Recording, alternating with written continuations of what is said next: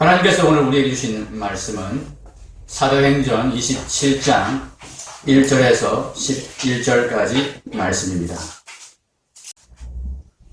말씀의 제목은 고난을 준비하신 멋진 하나님입니다.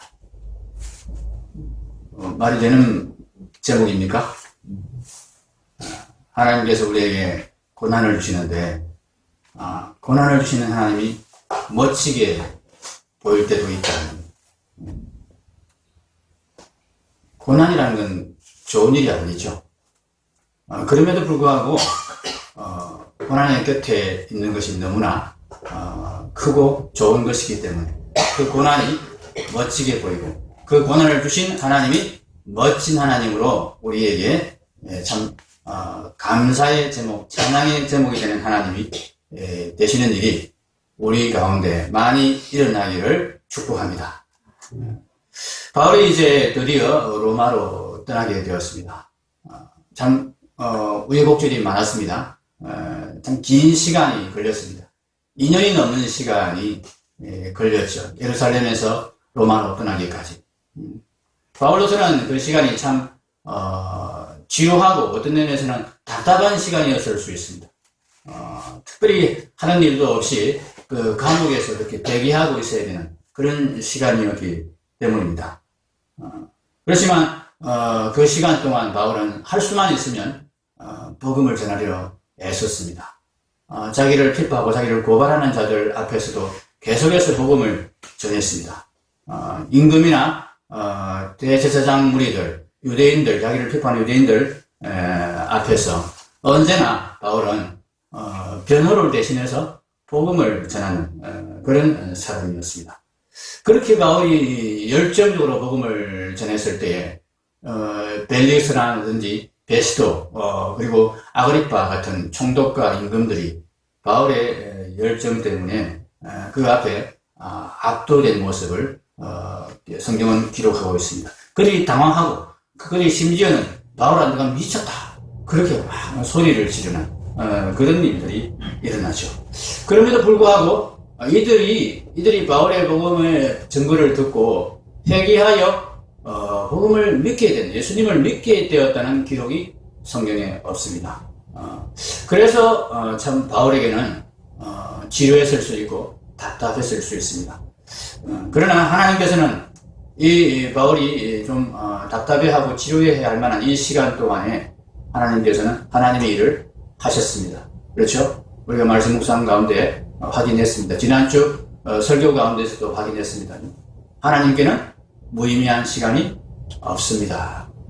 바울은 참 2년 동안에 힘든 시간을 보냈겠지만 이 시간 동안 하나님께서는 이 예루살렘 교회 내에 바울을 향한 의심, 유대인들, 특히 유대인들 가운데서 예루살렘 교회 내에 예수님을 믿는 유대인들 가운데서 바울에 대해서 이렇게 적대적인 태도를 가지고 있었고 바울을 의심했던 그런 사람들의 의심을 깔끔히 없애주셨습니다. 재판 과정을 통해서 바울이 율법을 어긴 자가 아니고 율법을 무시한 자가 아니라는 것이 너무나 분명하게 드러났기 때문입니다. 동시에 바울의 복음을 이제 이 대제사장 무리들이 이 나라를 소란케 하고 사회를 소란케 하는 그런 참 이단적인 그런 복음이다 하면서 막 고발을 했는데 그것이 아무 근거가 없다는 것이 이 로마 총독의 법정에서 밝혀짐으로 말미암아 이 기독교가 로마에 어떤 해를 끼치거나 적대적이지 않다는 것을 분명하게 로마 총독의 재판정에서 밝혀짐으로 말미암아 이제 초기 아직까지는 이제 기독교가 박해를 당하기 전입니다. 이 초기 기독교 복음 전파에 아주 중요한 그런 판결을 얻어내는 시간이 이 바울의 2년 동안의 시간이었습니다. 그런 시간 가운데서 바울은 이제 자기 동족 유대인들이 자기에 대해서 더 이상 적대하지 아니하고 복음에 대해서 오해하지 아니하고 복음을 온전히 이해하고 받아들인 그런 상황을 확인하고는 이제 홀가분하게 로마로 떠나게 됩니다. 그들이 걱정되고 그들이 복음을 계속 반대하는 것 때문에 바울은 항상 마음이 안타까웠었는데, 일부 반대하는 자들이 여전히 있지만 또 유대인들 가운데 복음을 이제 제대로 받아들이고 복음을 정말 진실로 믿는 자들이 많이 확인되었고 생겨나기 때문에 그들에게 이 유대 땅을 맡겨놓고 로마로 가는 것입니다. 그렇게 로마로 떠나는 로마행에 하나님께서는 바울을 보호하시기 위해서 백부장을 붙입니다. 이 백부장이 바울을 사실은 죄수의 신분으로 호송해가는 그런 상황인데, 죄수의 신분으로 취급하지 않습니다. 아마도 천부장들이 바울의 재판 과정에서 참여해서 감동을 받았기 때문에 특별히 당부를 하지 않았나. 자기 부하니까 그 사람은 죄인이 아니다. 사실상 죄인이 아니다. 그 사람 참 훌륭한 사람이다. 잘 대우해라. 이런 당부를 하지 않았나 생각이 됩니다. 그래서 백부장이 참 바울을 호송해 가는데 친구를 만나는 것도 허락하고 심지어는 참 친구를 동행하게 또 그렇게 해주는 것입니다. 2절에 보면은 마게도냐의 데살로니가 사람 아리스타고도 함께 하니라. 자, 아리스타고도 함께 했다는 이야기니까 아리스타고 외에 함께한 바울의 친구들이 동행이 많이 있었다는 이야기입니다. 얼마나 됐는지 모르겠습니다만 특별히 이 사도행전을 기록한 누가라는 사람은 여기 포함된 것이 확실합니다. 확실해서 그 세세한 내용을 이렇게 같이 동행하면서 확인하고 이렇게 사도행전을 기록해 준 거죠. 그리고는 이제 시돈에 가서는 또 배에 내려서 죄수가 내려서 뭐 그 지역을 막 돌아다닐 수 있도록까지 허락을 해주는 그런 친절을 베풉니다. 이 백부장은 항해의 경험과 호송의 경험이 많은 그런 유능한 주의관이었습니다. 그래서 가다가 이제 맞바람이 일어나서 항해가 여의치 않게 되니까 진로를 바꾸면서 어디 가서 배를 갈아타는 게 좋겠다, 그런 판단까지 능숙하게 하는 그런 사람이었습니다. 진로를 한번 보시면, 지도를 통해서 한번 보시면 이렇습니다. 처음부터 이렇게 맞바람이 일어났는데 지금 빨갛게 된 줄 보이시죠?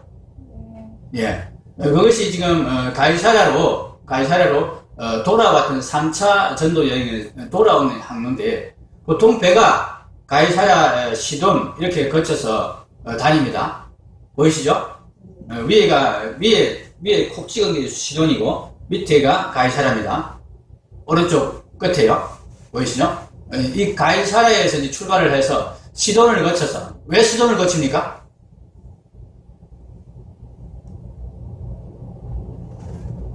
왜 시돈을 거칩니까? 바울이 친구들이 있으니까 바울 친구를 만나게 해주려고 시돈 거칩니까? 시돈을 거친 김에 바울의 친구들을 만나게 해준 겁니다. 시돈을 거치는 이유는 시돈이 유명한 무역항이기 때문에 그렇습니다. 큰 배가 움직일 때는, 그죠?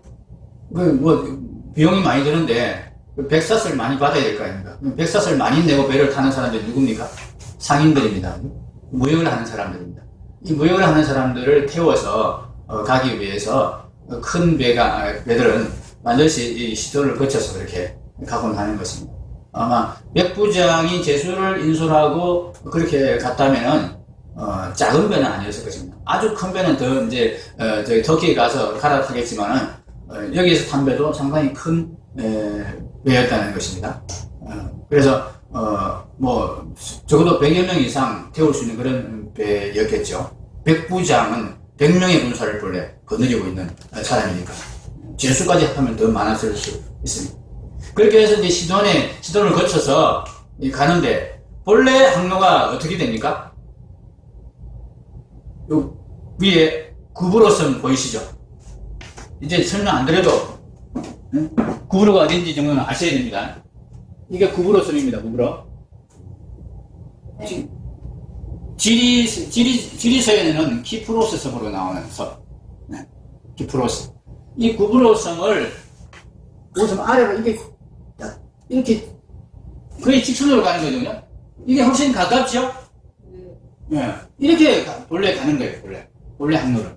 그런데, 이 바울이 지금 이게 로마행 하는 거예요, 파란색이. 로마행은 어떻게 갔습니까? 여기까지는 갔습니다. 근데, 이리 안 가고, 이렇게 갔다니. 이게 왜 이렇게 갔습니까? 바람 때문에. 맞바람이 이렇게 치니까, 이렇게 못 간다니. 이 섬에서, 구브로 섬, 이 바람을 좀 막아주는 거죠. 구브로 섬, 이쪽 편으로 해가지고, 이제 터키 대륙이 또 바람을 좀 막아주고. 그죠? 네. 제 말이 이해가 갑니까? 예. 네. 바람이 이렇게 부는데, 바람이 이렇게 불면, 네? 이 대륙에서 바람이 좀 막힐 거 아닌가요? 여기도 막고. 이쪽으로 이렇게 가면은 바람이 좀 막히는 거예요. 그래서 이쪽 편으로 이제, 네, 바람을 피해서 이렇게 항해를 했다. 그렇게 항해를 해서 어디에 이르렀습니까? 니도 맞은편에 이르러 풍세가 더 허락하지 않으므로. 지금 여기 보이는 지도는 작아서 잘 안 보이는데 좀 큰 지도를 한번 보겠습니다. 네. 이렇게 이제 우회를 해가지고 바람을 피해서 쭉 올라가다가 이제 어디에 갔느냐 하면은 무라라는 곳에 갔습니다. 무라라는 곳에. 거기서 이제 큰 배를 갈아타는 것입니다. 큰 배를 이제 6절에 의죠. 5절에 무라시에 이르러 거기서 백부장이 이달리아로 가려 하는 알렉산드리아 배를 만나 이제 좀 더 큰 배로 갈아타서 바람이 불어도 갈 수 있는 그런 배로 이제 옮겨 탄 것입니다. 그럼에도 불구하고 이제 여전히 바람이 있으니까 해안을 통해서 지금 해안을 붙어서 쭉 갑니다. 바람을 피하기 위해서 될 수 있으면 그렇게 가는데 리도에 이르러서도 여전히 바람이 계속 불었다. 자, 이제 육지가 막아주는 부분이 끝나는 부분이 리도죠. 리도 보이십니까? 리도? 네. 저기 사모님 리도 보이십니까? 예, 여기가 리도입니다. 리도. 여기 리도. 이 육지 바람을 막아주는 육지가 거의 끝나고 여기 바다가 툭 트이니까 여기서부터는 바람이 좀 더 세지겠죠. 그런데 이제 바람이 세지니까 이쪽으로 못 갑니다. 본래는 이렇게 해서 갈 수 있는 가는 게 더 가까울 텐데 이렇게 못 가고 바람이 밀려가지고 이쪽으로 내려와서 여기 섬이 있죠. 이 섬 밑으로 해서 가는 거죠. 그 섬 밑도 바람을 막아주니까 그런 식으로 배가 항해를 한 것입니다. 이 바람이 상당히 참 항해에 지장을 많이 초래한 것입니다. 그럼 어떻게 생각하세요? 하나님께서 지금 바울에게 2년 동안 기다렸던 로마행을 이제 바울이 결정하고 하나님의 뜻에 따라서 로마행을 지금 로마로 가기 위해서 배를 타고 가는데 왜 이렇게 바람이 계속 일어나는 것일까? 왜 계속 이 바람이 앞길을 막는 것일까? 순풍이 불어서 참 순풍에 돛단 듯이 그렇게 쫙 나가야 되는 것 아닙니까? 설마 하나님께서 로마로 가는 것을 막으시는 건가? 로마로 가는 것이 하나님의 뜻이 아닌가? 절대로 그럴 일은 없죠. 그렇다면 지금 불어오는 이 바람은 무슨 뜻인가? 이것을 우리가 분명히 알아야 됩니다. 하나님 분명히 내게 지금 가라하셨고 허락하신 길이고 아니 장려하신 길이고 내가 지금 하나님의 뜻에 따라서 지금 나아가고 있는데 거기에 장애가 생깁니다. 거기에 고난이 생깁니다. 거기에 어려움이 생깁니다. 자, 그럴 때 우리는 그 어려움과 고난을 어떻게 해석해야 되는가? 그 어려움과 고난에 대해서 우리가 어떤 태도를 취해야 되는가? 하나님께서 분명히 원하시고 명하신 길인데 거기에서 우리가 고난을 만난다면은 그 고난은 하나님께서 의도하신 고난이다. 하나님께서 뜻이 있어서 우리에게 유익하게 하기 위해서 주신 고난이다. 특별히 하나님이 가라가신 그 길에 하나님이 우리를 그 길을 더 잘 가게 하기 위해서, 그 길을 성공적으로 가게 하기 위해서 하나님께 주시는 참 좋은 고난이다. 이것을 분명히 우리가 믿을 수 있어야 됩니다.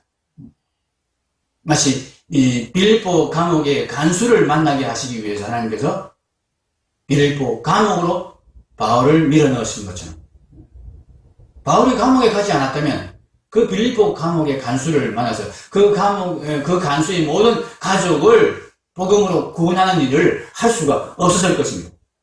그 일을 위해서 하나님께서는 바울이 감옥에 다시 들어가셨고 감옥에서 놀라운 기적을 일으키셨던 것입니다. 9절을 보십시오. 9절을 보면 여러 날이 걸려 금식하는 절기가 이미 지났으므로 항해하기가 위태한지라 바울이 그들을 권하여. 자, 이제 바람이 계속 불어오는 이 상황에서 바울이 나서서 한마디를 하는 것입니다. 무슨 말을 합니까? 10절에 말하되 여러분이여 내가 보니 이번 항해가 하물과 배만 아니라 우리 생명에도 타격과 많은 손해를 끼치리라. 바울이 하는 이 말의 뉘앙스를 보면은 이건 반드시 그렇게 됩니다. 그런 뜻입니다. 바울이 이렇게 확신 있게 말할 수 있는 근거가 무엇이겠습니까? 그냥 그럴 가능성이 있으니까 조심하는 게 좋지 않겠습니다. 그런 이야기가 아닙니다. 이거 확실히 그렇게 됩니다. 하나님께서 바울에게 말씀해 주신 것, 가르쳐 주신 것입니다. 미리 알려주신 것입니다. 이번 항해에 이런 위험이 있을 것이다. 이런 위험이 있고 이런 정도의 피해가 있을 것이다. 그걸 알려주신 거예요. 그 이야기를 바울이 미리 합니다. 이렇게 왜 하나님께서 바울에게 알려주시고 바울은 이 이야기를 백부장과 그 선장 선주들에게 하는 것일까요? 하나님께서 알려주신 것은 바울이 이 항해 위험을 미리 알고 그 위험을 피하라고 알려주신 것이 아닙니다. 바울이 알았다고 해서, 바울에게 하나님께서 알려주셨다고 해서 이 항해의 위험을 바울이 결정해서 피할 수 있는 그런 상황이 아닙니다. 바울은 결정권이 없습니다. 그렇죠? 죄수의 몸입니다. 죄수가 무슨 지금 배에 위험이 닥칠 거니까 항로를 좀 바꾸면 좋겠습니다. 좀 이따 가면 좋겠습니다. 그런 이야기를 한다고 과연 누가 들을 것입니까? 예상대로 백부장은 어떻게 합니까? 11절에 선장과 선주의 말을 바울의 말보다 더 믿었더라. 너무나 당연한 결과입니다. 바울이 무슨 항해 전문가도 아니고 거기다가 높은 지위에 있는 영향력이 있는 그런 사람도 아닌데 백부장이 바울의 말을 들을 거다? 말이 안 되는 이야기죠.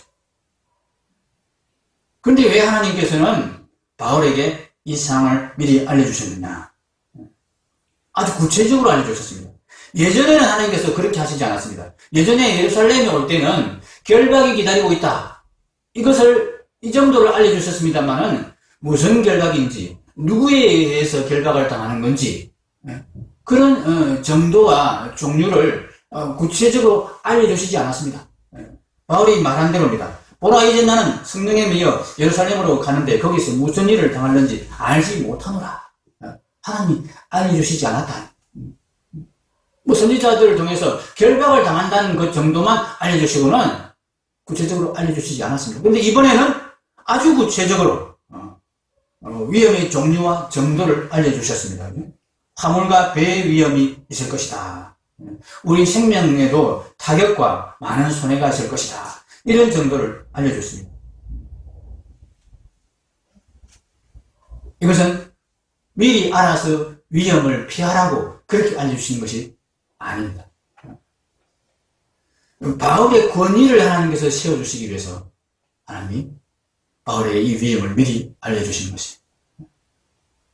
미리 경고했는데 바울의 말을 듣지 않습니다. 백부장이 선장과 선주들이 이 바울의 말을 들을 이유가 없습니다. 그런데 미리 경고하지 않습니다.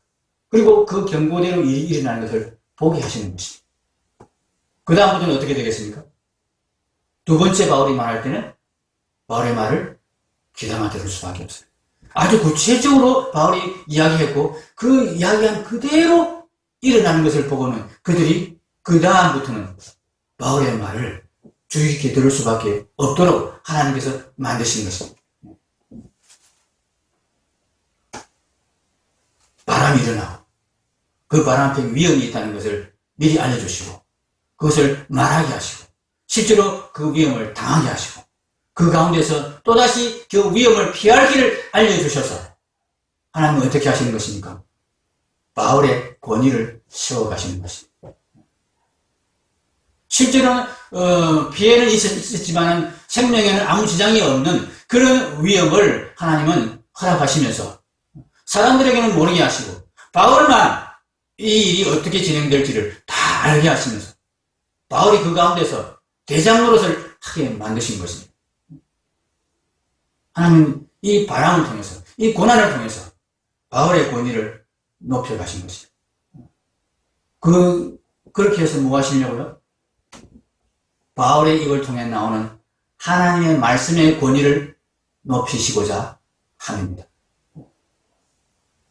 하나님은 지금 로마로 가는 이 바울의 배에 바람을 보내시고 강풍을 불게 하시고 고난을 당하게 하심으로 말미암아 그것을 통해서 바울의 권위, 바울의 입으로 나오는 하나님의 말씀의 권위를 지금 세우시는 것입니다.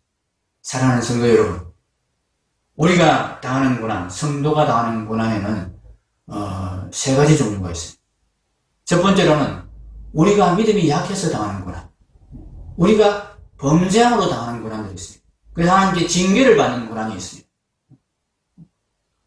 이런 고난은 우리가 될 수 있으면 당하지 않아야 됩니다. 그럼에도 불구하고 이런 고난이 우리에게 없으면 안 됩니다. 우리가 범죄를 하는데 우리가 연약해서 하나님의 말씀을 잘 순종하지 않는데도 불구하고 이런 징계가 없다면 그건 정말 큰일입니다. 우리에게 이런 고난도 있어야 됩니다. 그러나 우리가 믿음이 이제 장성하여서 하나님 말씀에 거역하고 그래서 참 징계를 당하는 그런 고난은 될 수 있으면 안 당하면 더 좋은 고난이면 우리가 참 연약한 가운데서는 이런 고난이 우리에게 필요하고 유익하다. 이것이 우리 성도가 당하는 첫 번째 고난입니다. 두 번째 고난은 우리가 믿음이 장성해 가는 과정에서 하나님께서 우리를 훈련시키기 위해서 조금 더 믿음을 성장시키기 위해서 훈련의 차원에서 주시는 고난이 있습니다. 우리를 단련시키는 고난. 이런 단련의 고난을 통해서 우리는 참 하나님의 능력을 경험하게 되고 하나님의 살아계심을 확인하게 되고 부활의 생명이신 성령께서 나를 붙들고 계심을 생생하게 이제 경험하게 되는 것입니다.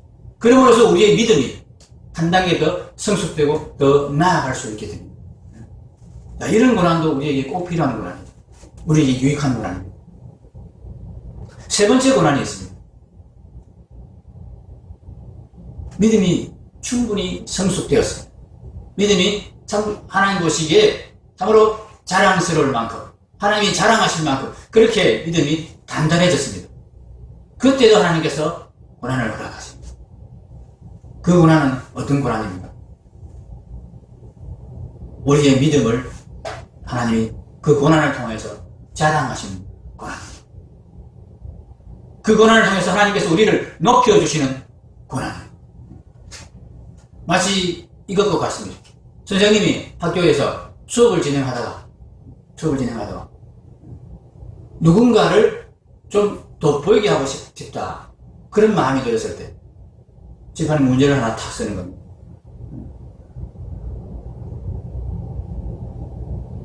그 돋보이게 하고 싶은 그 학생이 이 문제를 풀 수 있는지 아는지를 선생님이 이미 압니다. 그 문제를 선생님이 그 아이에게만 특별히 가르쳐 줘가지고 그 문제를 한번 풀어보게 했습니다. 나머지 애들은 그 문제를 절대 풀 수 없습니다. 너무나 어려운 문제이기 때문에. 근데 이 아이는 한번 풀어봤습니다. 그걸 압니다. 그때 그 문제를 탁 내면서 누구 풀어볼 수 있는 사람. 그렇게 해서 손들게 나와가 해서 그 아이가 탁 푸는 겁니다. 마치 이와 같습니다. 하나님께서 바울에게 문제의 해답을 다 알려주셨습니다. 미리 다 보여주셨습니다. 그래 놓고는 지금 문제를 내는 겁니다. 고난을 주는 겁니다. 이 끝에 어떤 일이 기다리고 있을지, 어떻게 해결될지 바울에게 알려주셔놓고는, 다른 사람은 아무도 모르게 해놓고는 문제를 내어버리는 겁니다. 그 문제 가운데서 누가 대장노릇을 하겠습니까? 바울 말고는 이 문제 앞에서 대장노릇을 할 수 있는 사람이 없는 것입니다. 고난을 통해서 하나님께서는 바울의 권위를 높이기 위해서, 이 바람을 통해서 바울의 일상을 높이기 위해서, 그래서 바울이 전하는 그 하나님의 복음을 복음의 권위를 세우기 위해서 하나님께서는 지금 바람을 허락하시고, 이제 우리가 이제 읽지 않았지만 12절 이하에 보면은 광풍을, 이 맞바람 정도가 아니라 아예 광풍을 일으켜 버리시는 것입니다. 백부장은 바울에게 호의와 관심을 가지고 있었습니다. 그래서 바울을 참 잘 대해줬습니다.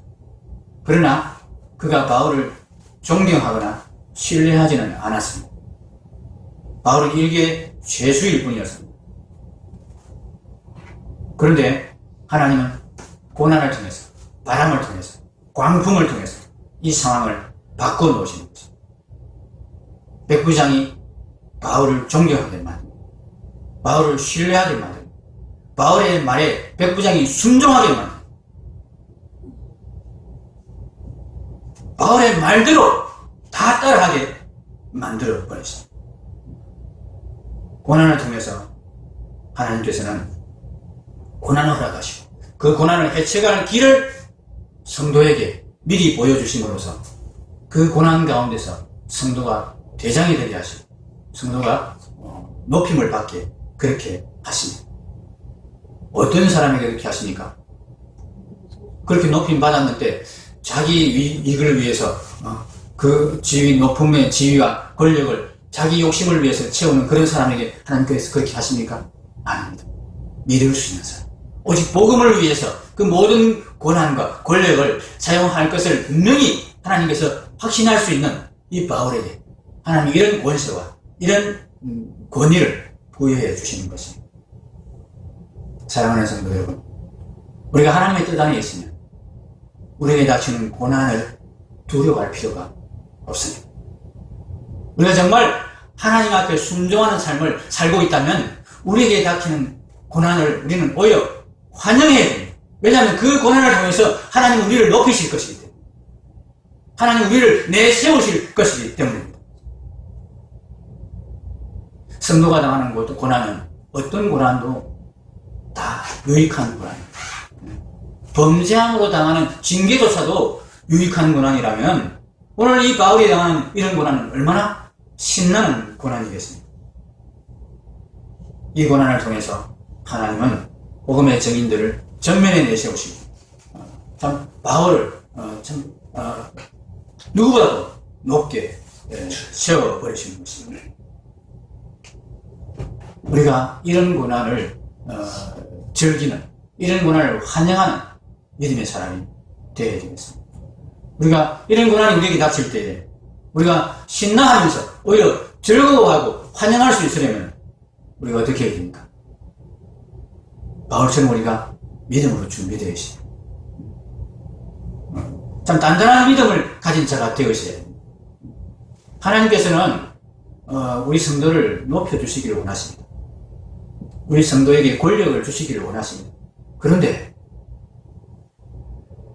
그냥 단순히 우리를 높여주시고 단순히 우리를 권세 있는 자리에 올리시고 우리에게 부를 주셔버리면 그게 참 우리에게 미안한 일이 된다는 거죠. 우리를 교만하게 만들어서 그렇게 하나님께서 우리를 높인 것이, 우리에게 참 많은 재물을 준 것이 오히려 올무가 되어서 우리가 하나님을 떠나게 되거나 참 하나님과 대적하는 자리에 있게 될 위험이 있기 때문에 하나님이 참 그것을 참 쉽게 잘 못하신다는 거예요. 하나님 우리를 높여주시기 위해서는 우리가 믿음이 단단해져야 돼요. 내가 이렇게 너를 높여줘도 너가 나를 배반하거나 교만해지지 않겠지? 나 너 믿는다. 너 정도 되면 그럴 수 있어. 그러시면서 하나님께서 우리에게 높임을 주시도록 우리가 하나님을 안심시켜 드려야 됩니다. 우리가 믿음의 훈련을 열심히 해야 됩니다. 그래야 하나님께서 우리를 높여주실 수 있습니다. 두 번째로 비슷한 이야기이긴 합니다만 또 다른 의미로 우리의 믿음이 강할 뿐만 아니라 실제 우리의 삶 가운데서 우리가 순종하는 삶을 살아야 됩니다. 하루하루 삶 가운데서 우리가 순종하는 삶을 살고 있어야 됩니다. 그래야 이런 고난이 올 때 우리가 환영하며 그 고난을 잘 활용할 수 있습니다. 내가 만약에 하나님 말씀에 지금 잘 순종하다가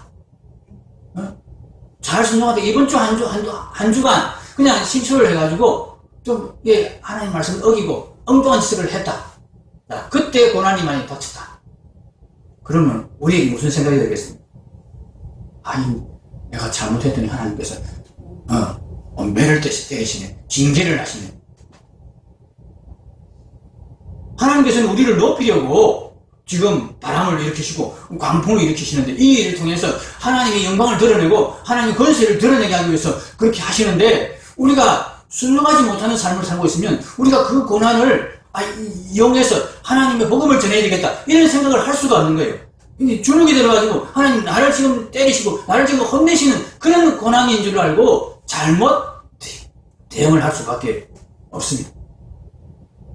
고난이 오면 겁부터 냅니다. 담대하게 그 고난을 맞서서 그 고난 가운데서 지휘를 하고 사람들을 리드하고 이렇게 할 수가 없습니다. 우리가 하나님 말씀에 순종하는 삶을 살고 있어야 됩니다. 그럴 때 우리에게 오는 고난은 우리가 이렇게 담대하게 맞을 수 있습니다. 하나님께서 지금 이 고난을 통해서 뭔가를 하시려는구나. 고난을 환영할 수 있는 그런 순종의 삶을 우리가 살고 있어야 된다는 거예요. 세 번째로 우리가 이런 고난을 환영하고 이런 고난을 즐기기 위해서는 깨어서 기도하는 삶을 살아야 됩니다. 하나님께서 우리에게 말씀해 주십니다. 이 고난의 의미가 무엇인지, 이 고난을 통해서 하나님께서 무슨 일을 하실 것인지 알려주시는데 우리가 기도하고 있지 않으면, 우리가 깨어있지 않으면 쿨쿨 잠을 자고 있으면 알아들을 수가 없습니다. 하나님 계속 말씀하시는데 하나님 혼자 말씀하시는 거예요. 그러면 우리는 참 빨리 알아채지 못하고 이 고난에 대해서 우리가 리더십을 가지고 대응하지 못하는 결과를 가져올 수 있습니다. 사랑하는 성도 여러분, 하나님은 하나님 믿음의 사람들을 이런 고난을 통해서 세우십니다.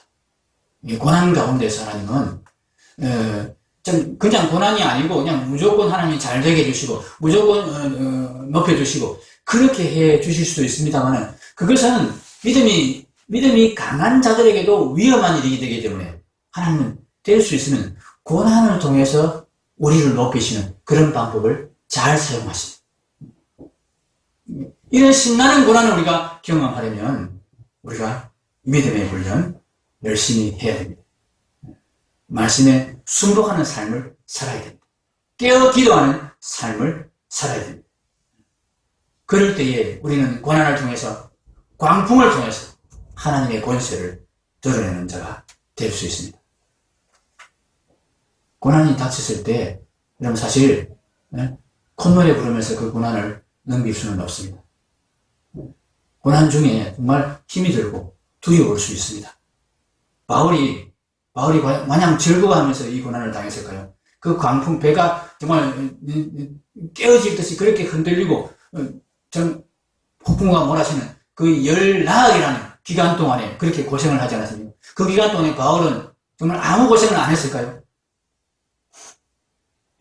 산더미 같은 폭풍우가 풍랑이 칠 때는 바울도 순간적으로 두려움이 올 수 있고 그런 힘든 상황들이 계속 되어서 참 하나님께 참 힘들다고 하소연할 그런 시간도 있었을 것입니다. 그럼에도 불구하고 그는 강한 믿음의 사람이었기 때문에 믿음으로 무장된 사람이었기 때문에 하나님이 알려주신 그 비밀을 굳게 붙들고 그 가운데서 리더의 노릇을 온 276명의 사람들을 주위에서 한 명도 생명을 잃지 않게 하는 그런 책임을 잘 감당했던 것입니다. 이런 믿음의 사람이었기 때문에 하나님은 바울을 믿고 어떻게 하십니까? 광풍을 보내신 것입니다. 그 광풍 가운데서 바울이 충분히 리더십을 발휘할 수 있을 것이라 믿고 하나님은 고난을 허락하신 것입니다. 우리에게도 하나님께서 참 이런 신뢰를 보내시는 하나님 되시면 좋겠습니다. 우리가 하나님께 이런 신뢰를 받는 믿음의 사람, 고난을 통해서 하나님의 영광을 드러내고 하나님의 권세를 드러내는 그런 고난을 오히려 환영하고 즐기는 믿음의 사람이 되면 좋겠습니다. 기도하겠습니다.